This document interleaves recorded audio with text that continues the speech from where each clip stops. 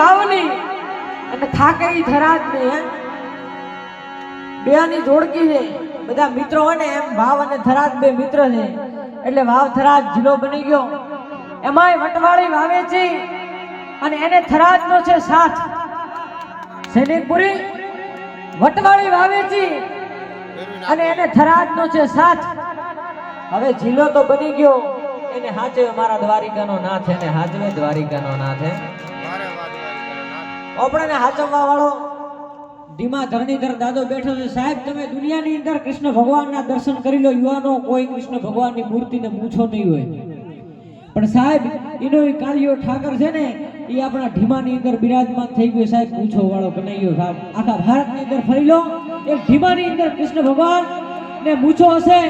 અરે શરીરે ધર્યા લાલ પીતમ સુહાગા, પતરંગ ટેડી ધરી શીશ પાગા, વડા ઓડ માથે ખુલા કેસ વાગા, જત નારીઓ વારના લેતી નીત જાગા. સાહેબ એકવાર આંટો મારી જાવો પડે ઢેમાની અંદર, ભલા મણા ભલભલા ને મરે મરતું મરી ગયેલું હોય, ડોક્ટરે કીધું હોય કે હવે આ ગળાના ટેકા લઈ લો, હવે આ ભાઈ હાજો નહીં થાય.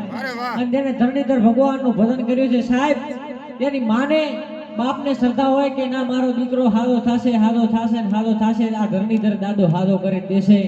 અને થોડાક દાડા વીતે અને સાહેબ એ લાશ છે ને લાશ આમ ધડથી માથું આમ જુદું હોય અને સાહેબ એને ધરણીધર દાદો જીવંત કરી નાખે. ભલામણા વિચાર તો કરો એથી હે. અરે કહેવાય કે બેન દીકરીની ઉપર આમ આંચ આવી હોય અને હામી કોઈક આંગળી કરી જાય અને ત્યારે ધરણીધર દાદો છે ને સાહેબ ગંગા પ્રગટાવી દે. ભલામણા ગંગા પ્રગટાવી દે. વિચાર તો કરો ભલામણા આ દાખલા પડ્યા છે ધરતીની અંદર.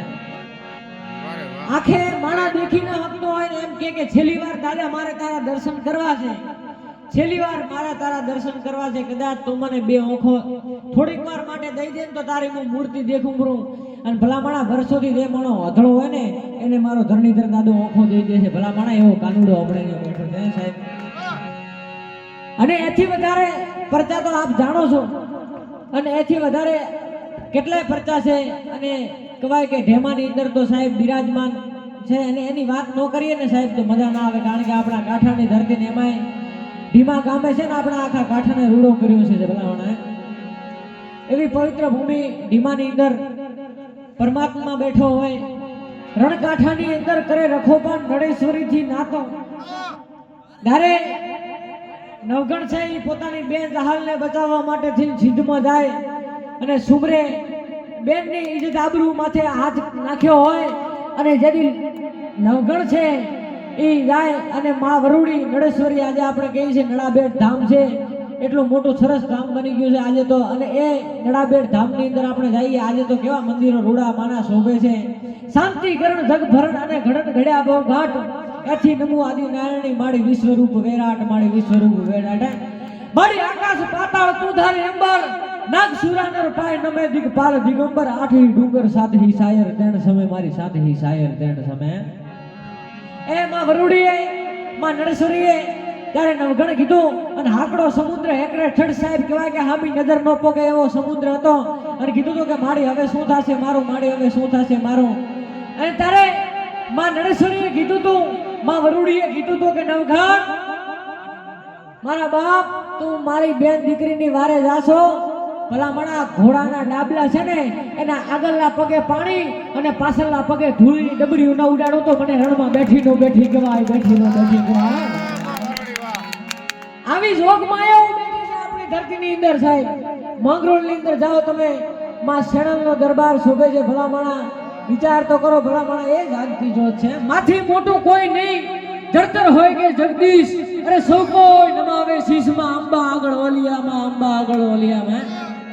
પોતાના ભક્તની માથે બધાની પોતપોતાની કુળદેવી છે, પોતાના ભક્તની માથે ઓરડું પડે, બધાની પોતપોતાની કુળદેવી હોય.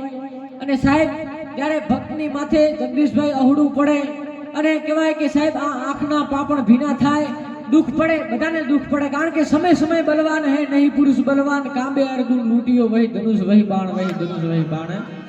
સમય પલટાય અને જ્યારે સમય માણાનો નબળો આવે, મોળો આવે કદાચ, અને આ આંખના પાપણ ભીના થાય કે હે માં અર્બુદા, હે માં કુળદેવી, હે માં શેણાલ, હે માં માંગરોળ, હે માં સિગોદાર, આટલા ભલકારા તમારી કુળદેવીના થઈ જાય અને ભગતનું આંખનું પાપણ ભીનું થાય અને કદાચ માં જોગમાયા ન આવે ને તો સાહેબ બેઠી નો બેઠી કહેવાય, જૂના થડાની માં બેઠી નો બેઠી કહેવાય.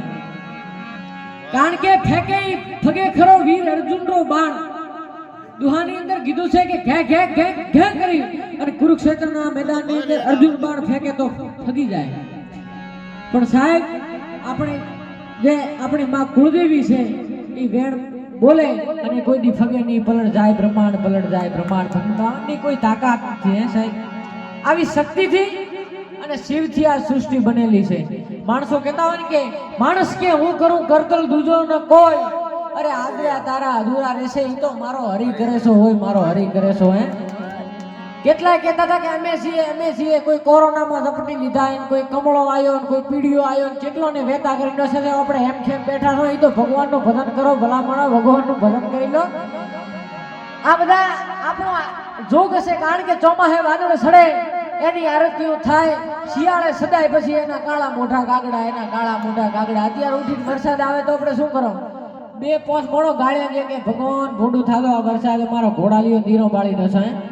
અને એનો વરસાદ ચોમાસે આવે તો આપણને એમ થાય કે ના ના હવે તો હરિયાળી છે, હરિયાળી છે. એટલે વરસાદની કિંમત છે, પણ વરસાદની કિંમત ટોણે છે. એમ તમારી માણસની કિંમત છે, પણ માણસની કિંમત ટોણે છે. કદાચ કોઈ માણસને જરૂર પડી હોય, કારણ કે આનંદ કે કર્માણદા માણસે માણસે ફેર, એક લાખો દેતાય ન મળે ને એક ત્રાંબિયાના દેર, એક ત્રાંબિયાના દેર. એક વિદેશે ગયો ન વિહરાય અને એક પાસે બેઠો ન પુહાય. એટલે આવા માણસો ફેર હોય છે. અને હવે તો ભગવાનની મહેરબાની છે કે